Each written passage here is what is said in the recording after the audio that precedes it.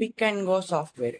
ఈ pick and go software ఏంటంటే, ఇప్పుడు కిరాణా స్టోర్స్ లో మరియు రీటైల్ స్టోర్స్ ఇలాగా డిఫరెంట్ టైప్స్ ఆఫ్ స్టోర్స్ ఉంటాయి కదా.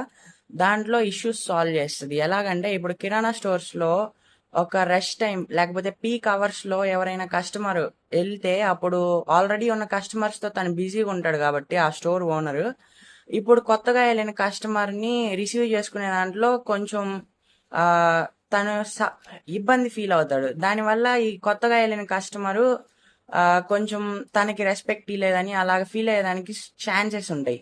దానివల్ల ఆ స్టోర్ కి బిజినెస్ తగ్గేదానికి అవకాశం ఉంటుంది. కాబట్టి మనం ఈ యాప్ లో ఆ ప్రాబ్లమ్ ని ఎట్ట ఫిక్స్ చేస్తామంటే, ఐటమ్స్ ని ఆల్రెడీ ఆర్డర్ చేసుకొని మనీ కట్టేసి కస్టమర్ ఐటమ్స్ ని ఆర్డర్ చేస్తాడు. అది నోటిఫికేషన్ వెళ్తుంది స్టోర్ కి నోటిఫికేషన్ వెళ్ళడం వల్ల ముందే ఆల్రెడీ వాళ్ళు వాళ్ళ షాప్ లో ఉండే వర్కర్స్ తో ఆ ఐటమ్స్ అన్ని ప్యాక్ చేపిచ్చేస్తారు. మనీ ఆల్రెడీ వెళ్ళిపోయాయి కాబట్టి స్టోర్ కి.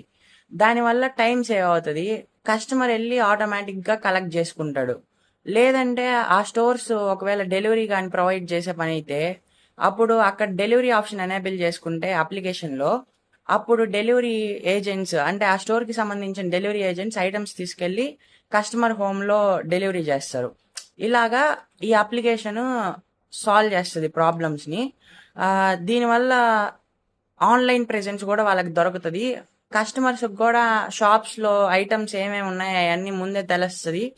దాని తర్వాత ఇప్పుడు ఒకవేళ ఒక కస్టమర్ పసుపు కొనేదానికి షాప్కి వెళ్ళాడు అనుకోండి, వాళ్ళకి కడ్డీలు అవి కావాలంటే ఈ ఐటమ్స్ అన్ని అక్కడ షాప్కి వెళ్ళాడంటే అవన్నీ కనిపివు, లోపల ఎక్కడ ఉంటాయి కాబట్టి.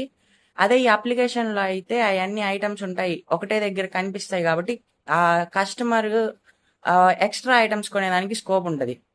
ఇలాగా మనం ప్రాబ్లమ్స్ సాల్వ్ చేస్తాం. రేపు ఇది ఇక్కడ మా ఇంటి దగ్గర ఉండే షాప్స్ కి వెళ్ళి ఒకసారి మాట్లాడి వాళ్ళు కానీ ఒప్పుకుంటే ఇది పైలట్ ప్రాజెక్ట్ గా లాంచ్ చేద్దాం అనుకుంటున్నాను.